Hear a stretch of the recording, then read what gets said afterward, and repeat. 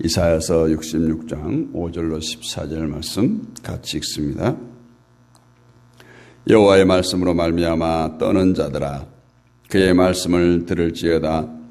이르시되 너희 형제가 너희를 미워하며 내 이름으로 말미암아 너희를 쫓아내며 이르기를 여호와께서는 영광을 나타내사 너희 기쁨을 우리에게 보이시기를 원하노라 하였으나 그들은 수치를 당하리라 하셨느니라.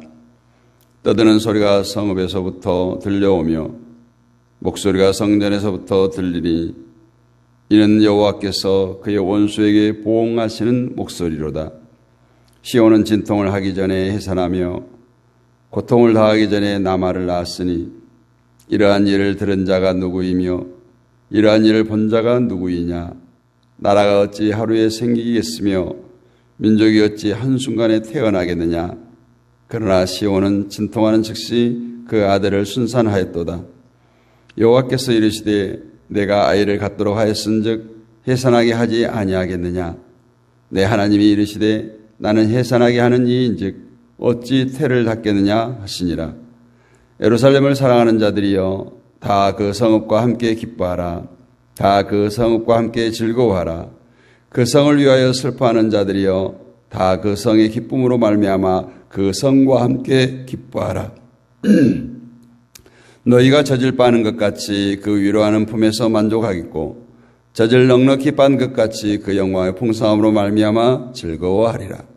여호와께서 이와 같이 말씀하시되 보라 내가 그에게 평강을 강같이 그에게 문나라의 영광을 넘치는 시내같이 주리니 너희가 그 성읍에 젖을 빨 것이며 너희가 옆에 안기며 그 무릎에서 놓을 것이라. 어머니가 자식을 위로함 같이 내가 너희를 위로할 것인즉 너희가 예루살렘에서 위로를 받으리니 너희가 이를 보고 마음이 기뻐서 너희 뼈가 연한 풀의 무성함 같으리라.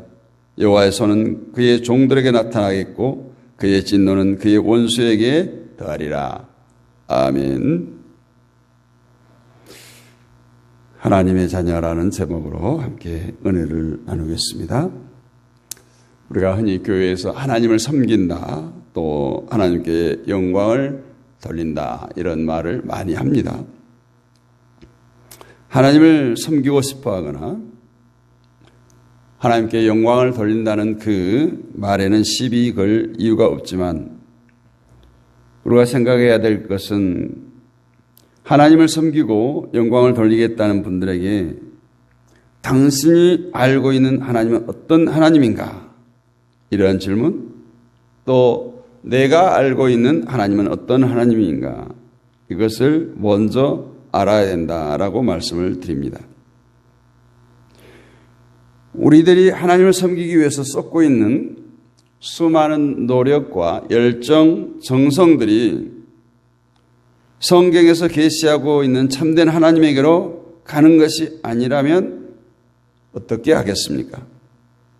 물론 성도로서 그런 일은 있을 수 없다고 부인하고 싶겠지만 이 하나님이라는 이름 석자를 부른다고 해서 하나님을 믿는 것이 아니고 주여 주여라고 외친다고 해서 구원받는 것이 아니라는 것을 우리는 알아야 되고, 중요한 것은 하나님을 얼마나 열심히 섬기느냐가 아니라 내가 알고 있는 하나님이 과연 성경에서 계시되어진 참된 하나님인가를 먼저 점검하고 아는 것이 중요하다라는 말씀을 드립니다.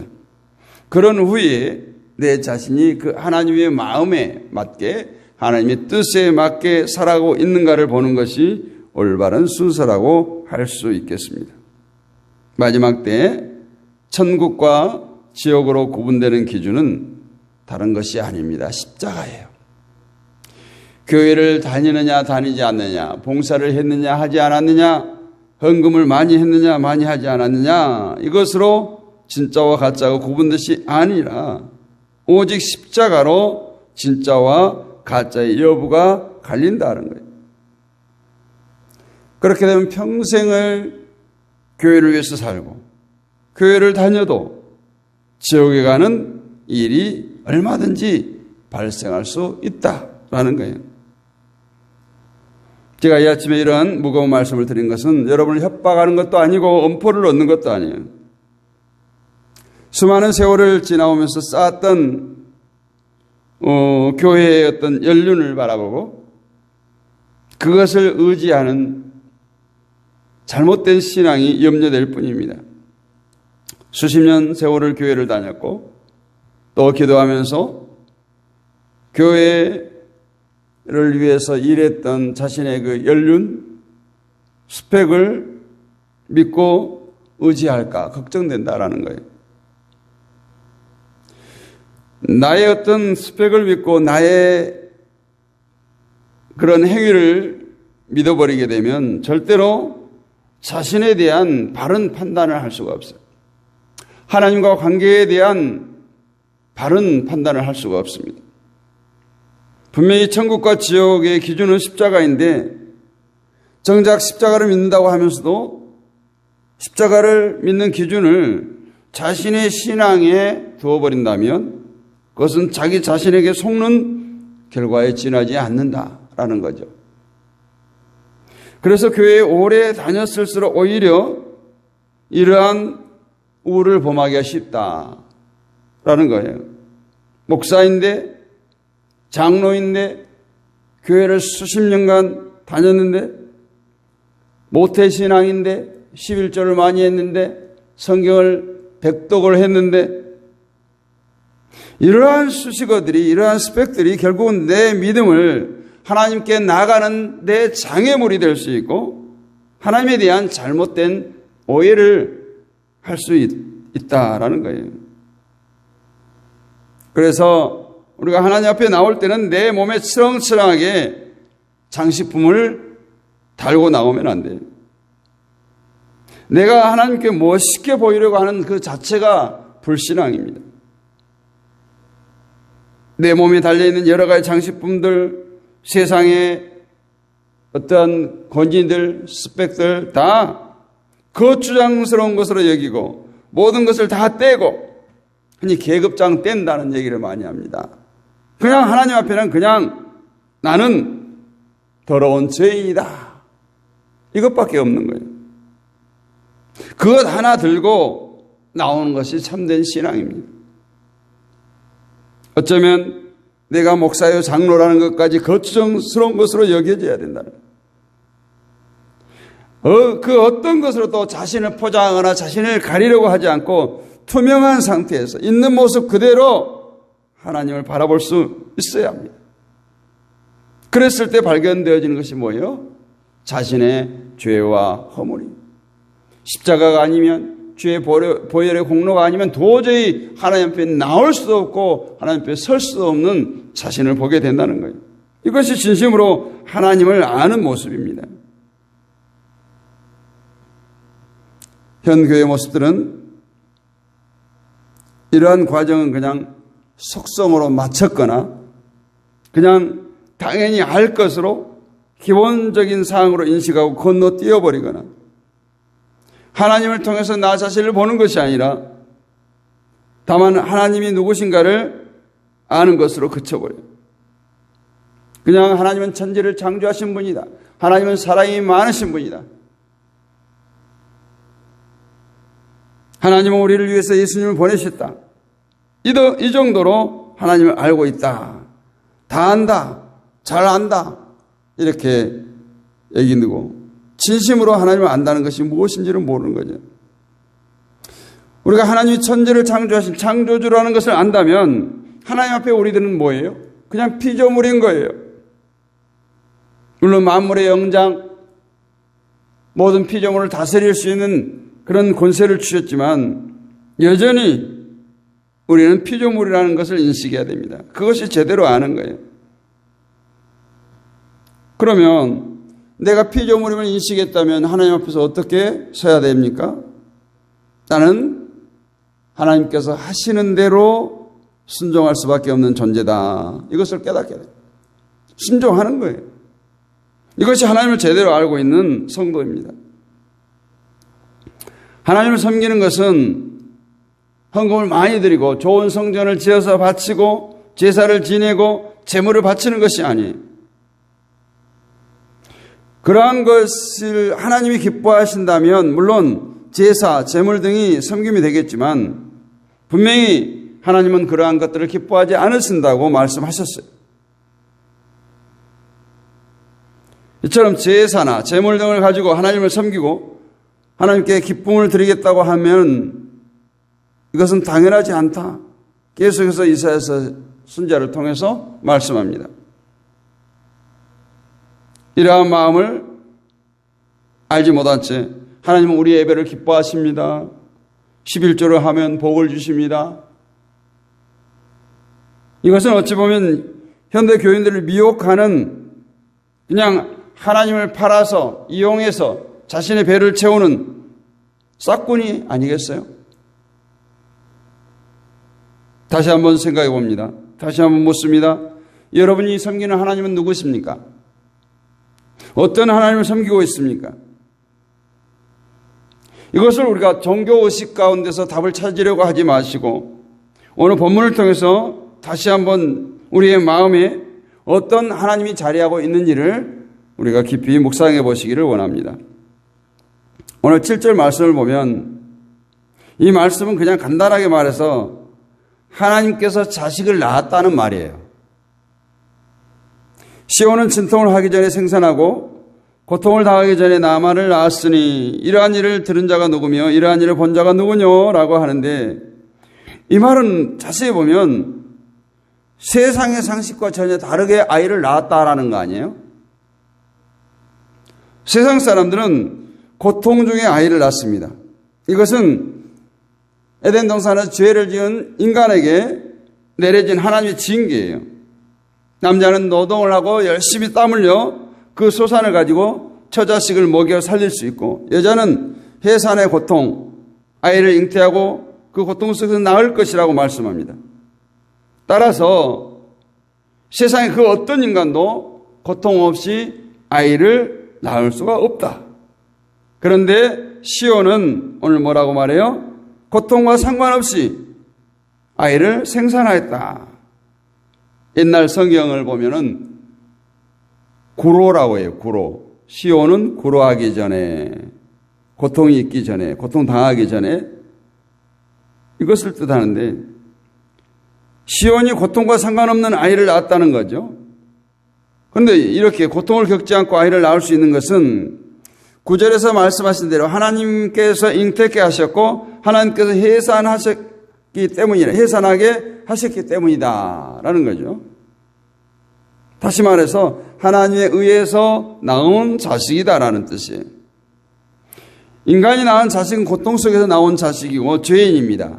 그러나 하나님이 잉태하게 해서 해산하게 한 자식이 있는데 이들은 전혀 고통과 상관없는 자식이에요. 이들을 가리켜 하나님의 자녀라고 말합니다. 고통과 상관없이 낳았다는 것은 다른 말로 죄와 상관없는 자녀라는 거예요. 결국 세상의 인간은 둘로 구분되는데 하나는 인간의 자식이고 하나는 하나님의 자식이라는 것이, 이것이 오늘 본문의 이야기입니다. 하나님이 누구냐고 할 때 오늘 본문에서 말하는 하나님은 바로 어떤 하나님인가? 나를 낳으신 하나님. 이것을 아는 자가 하나님의 자녀예요. 오늘날 교회가 하나님의 자녀, 하나님의 백성을 말하지만 정작 하나님의 자녀가 어떤 존재인지를 몰라요. 그냥 자녀로서 받을 혜택만 관심이 있습니다.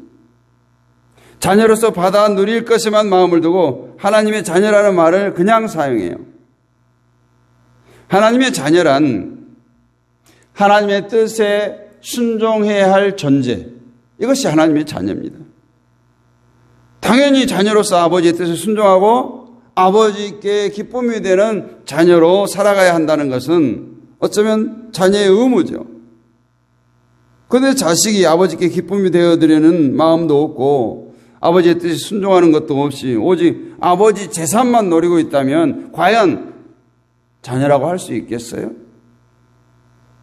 따라서 우리가 하나님의 자녀라고 할 때 하나님의 자녀인 우리를 지켜주시고 보호하시고 사랑하신다는 것 이전에 자녀로서 하나님의 마음을 알고 하나님의 뜻에 순종하고 살아가고자 하는 그런 마음이 있는가 물어야 할 겁니다. 하나님의 뜻에 얼마나 순종했는가는 그 마음 이후의 문제예요. 중요한 것은 나는 하나님의 뜻에 순종하고 살아가야 할 하나님의 자녀다. 이 생각을 우리가 마음에 품고 살아가느냐는 거예요. 하나님의 자녀인 나는 내 멋대로 살아가도록 지음받은 그런 존재가 아니에요. 어제도 말씀드렸죠. 우리는 하나님께 목덜미를 잡혀 사는 자고 우리는 하나님께 코 꿰인 자들이에요. 그래서 11절 12절을 보면 여호와께서 저주로 우리를 먹이신다라는 말씀을 하고 있어요. 하나님은 우리를 그냥 낳은 것으로 끝나는 것이 아니에요. 우리에게 계속해서 젖을 먹으시고 키우시고 지키십니다. 여자가 아이를 낳으면 낳아서 버리지 않잖아요. 우리가 어머니문의 노래처럼 그 낳을 때 괴로움 다 잊고 얼마나 아이를 위해서 헌신합니까? 정성껏 먹이고 입히고 키우지 않아요? 이렇게 자식을 낳아서 기를 때 부모의 기쁨은 무엇입니까? 그 부모가 바라는 대로 자라가는 거예요. 하나님도 역시 우리를 젖으로 먹이시고 키우실 때 그 기쁨은 하나님의 자녀된 우리가 하나님의 바라는 대로 존재할 때, 하나님이 바라는 대로 살아갈 때 하나님께 기쁨이 되는 것입니다. 이것을 가리켜서 영광을 돌린다고 하는 거예요. 내가 멋대로 살아가고 내 하고 싶은 대로 하면서 살아가고 싶지만 나를 낳아주시고 먹이시고 입히시고 키워주신 부모님을 생각하면서 내 마음대로 살고 싶은 것을 자제하고 부모님이 바라는 대로 살아가려고 하는 것은 자식의 옳은 태도라면 하나님의 자녀된 우리 역시 내 마음대로 세상의 쾌락도 누리면서 살고 싶고 내 기쁨과 내가 원하는 것을 위해서 살고 싶지만 그것이 나를 낳으신 하나님의 뜻이 아니고 하나님의 마음과 반대되는 것임을 알게 되었을 때 아버지 되시는 하나님을 생각하면서 내가 원하는 것을 쫓기보다는 하나님의 마음을 따라가는 것, 이것이 진짜 성도요 하나님의 자녀 아니겠습니까? 우리를 자녀되게 하신 하나님께서 항상 우리를 지켜보신다는 것을 잊으면 안 됩니다. 하나님께서 나를 낳았기 때문에 내가 하나님의 자녀로서 하나님을 알게 되었다는 것을 기억하시기를 원합니다. 그렇다면 이제부터 내가 어떻게 사는 것이 하나님의 자녀다운 삶인가? 이것을 날마다 생각하면서 하나님을 아버지로 의지하는 자녀된 자의 바른 모습으로 살아가야 할 줄로 믿습니다. 신자는, 성도는 하나님이 기뻐하시는 것이 무엇인가를 알고 그 기쁨을 나의 기쁨으로 여기며 사는 거예요. 나 주님의 기쁨 되기 원하네. 하나님의 기쁨이 나의 기쁨으로 여기며 살아가는 겁니다. 10절을 봅니다. 예루살렘을 사랑하는 자여 다 그와 함께 기뻐하리라. 다 그와 함께 즐거워하라. 그를 위하여 슬퍼하는 자여 다 그의 기쁨을 인하여 그와 함께 기뻐하라. 성도가 하나님과 함께 기뻐하려면 내 기쁨이 되는 것들을 생각하지 말고 하나님께 기쁨이 되는 것을 생각할 줄 알아야 된다라는 거예요. 그럴 때 하나님이 기뻐하시는 것을 나도 기뻐하면서 살아갈 수 있다라는 것인데 이것을 우리는 신앙생활이라고 말합니다. 항상 나 자신을 생각하기보다 하나님을 생각하기를 힘쓰기를 원합니다. 나를 먼저 생각할 때 나를 우선으로 해서 살아갈 수밖에 없죠. 하나님은 그냥 내가 필요할 때 호출해서 쓰는 그냥 종과 같은 존재가 되는 거예요. 그러니까 주인과 종의 관계가, 아버지와 자녀의 관계가, 창조주와 피조물의 관계가 완전히 뒤바뀌는 거예요. 내가 주인 되는 삶을 버리라는 거예요. 주여 주여 할 때는 그 주님이 나의 삶의 주인이라는 고백 아니겠어요? 그럴 때 우리의 잘못을 알게 될 것이고 용서를 구하게 됩니다. 14절 말씀 봅니다. 너희가 이를 보고 마음이 기뻐서 너희 뼈가 연한 풀의 무성함 같으니 여호와께서는 그의 종들에게 나타나겠고 그의 진노는 그 원수에게 더하리라. 하나님의 종, 즉 하나님의 자녀에게 나타난 손은 어미가 자식을 위로함 같이 위로하는 손이고 사랑의 손이고 동시에 잘못됨을 징계하는 징계의 손이기도 하다라는 거예요. 그러나 하나님의 원수된 자들에게는 오직 진노의 손으로 나타날 뿐이다. 여러분 진심으로 하나님의 자녀라면 하나님의 기쁨이 되는 자녀의 모습을 잃지 않기를 바랍니다. 물론 그렇게 산다는 것이 무척 부담이 될 수도 있고 고통이 되는 것임을 압니다. 내 기쁨을 포기하고 산다는 것은 쉽지 않습니다. 우리가 인간관계 속에서도 그러잖아요. 내가 손해보고 내가 양보하고 내가 희생하고 쉽지 않죠. 그러나 우리는 그냥 내 기쁨을 포기하라는 것이 아니라 그 기쁨의 조건이 달라져야 된다라는 거예요. 전에는 세상 것을 통해서 기쁨을 누렸고 또 그러한 기쁨을 원하며 살았지만 이제 하나님의 자녀로서 분명히 하나님을 바라보게 될 것이고 하나님의 기쁨을 내 기쁨으로 여길 수 있는 그런 자로 사는 거예요. 그렇기 때문에 하나님과 함께 기뻐할 수 있어야 된다라는 것입니다. 하나님은 여러분의 기쁨을 위해 존재하는 분이에요. 하나님의 자녀들의 기쁨을 위해 존재합니다. 진심으로 멸망의 세계에서 나를 자녀로 다시 낳아주셔서 하늘 소망으로 살 수 있도록 해주신 그 은혜와 사랑을 안다면 자연히 하나님의 기쁨으로 끌려가게 될 것입니다. 오늘 우리 모두 그 하나님의 사랑을 알고 하나님의 기쁨을 회복하는 하나님의 자녀로 살아갈 수 있기를 주의 이름으로 축복합니다. 은혜가 풍성하신 아버지 하나님 감사합니다. 하나님의 자녀로 날마다 살기를 원할진데 우리가 하나님으로 인해서 기뻐하지 못하고 날마다 불평하고 불만 또 부족함 속에 있는 것으로 감사치 못하고 없는 것으로 불평하며 또한 내게 주어진 수많은 것들을 누리지 못하고 남의 것을 부러워할 때가 참 많았습니다. 아버지 하나님, 오늘 하나님의 자녀로서 날마다 우리가 하나님의 은혜의 울타리 안에 살기를 원합니다. 어미가 자식을 위로함 같이 위로하는 하나님의 그 손길을, 그 사랑의 손길을 느끼기를 원합니다. 때로는 우리의 그 길로 가려야 할 때 채찍을 들어서 바른 길 가게 하신 그 하나님의 손길을 알게 하시고 깨닫게 하시고 날마다 감사하는 마음을 허락하여 주시옵소서. 우리가 진정 하나님의 자녀라면 어떻게 살아가는 것이 하나님의 기쁨이 되는 것인지를 날마다 고민하며 거룩한 부담을 가지고 날마다 하나님께 영광 돌리는 귀하고 복된 삶을 살게 하옵소서. 이 새벽에도 깨어교다는 하나님의 백성들을 기억하옵소서. 저들을 찾아가 주시고 만나 주시고 만져 주시옵소서. 위로하여 주옵소서. 치료하여 주옵소서. 채워 주시옵소서. 날마다 새벽마다 깨어 기도합니다. 아버지 하나님, 저들의 기도가 허공의 메아리가 되지 않게 하시고 하늘 보좌를 움직이는 아버지 하나님 의인의 간구가 되게 하여 주옵소서. 이 새벽에도 아버지 하나님 깨워 주셨사오니 또 부르짖게 하셨사오니 아버지 하나님 우리의 기도를 응답하여 주시되 하나님의 영광 위하여 하나님 선하신 때에 좋은 것으로 응답하여 주옵소서. 아버지 하나님 우리 가정들을 교회들을 삶의 터전을 붙들어 주시고 축복하여 주옵소서. 세상은 혼돈하다고 할지라도 오직 그리할수록 주님만 바라보고 달려가는 우리 모두가 되게 하옵소서. 믿사옵고 살아계신 우리 주 예수 그리스도의 이름으로 감사하고 기도하옵나이다. 아멘.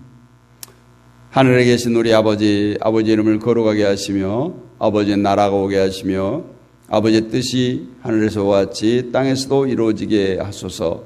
오늘 우리에게 일용할 양식을 주시고 우리가 우리에게 잘못한 사람을 용서해 준 것 같이 우리 죄를 용서해 주시고 우리를 시험에 빠지지 않게 하시고 악에서 구하소서. 나라와 권능과 영광이 영원히 아버지의 것입니다. 아멘. 할렐루야. 오늘 또 승리하셨습니다. 우리가 또 합심하여 기도할 텐데요. 이 나라와 이 민족을 위해서 기도합니다. 한반도 평화를 위해서 기도하고 한국 교회를 위해서 기도합니다.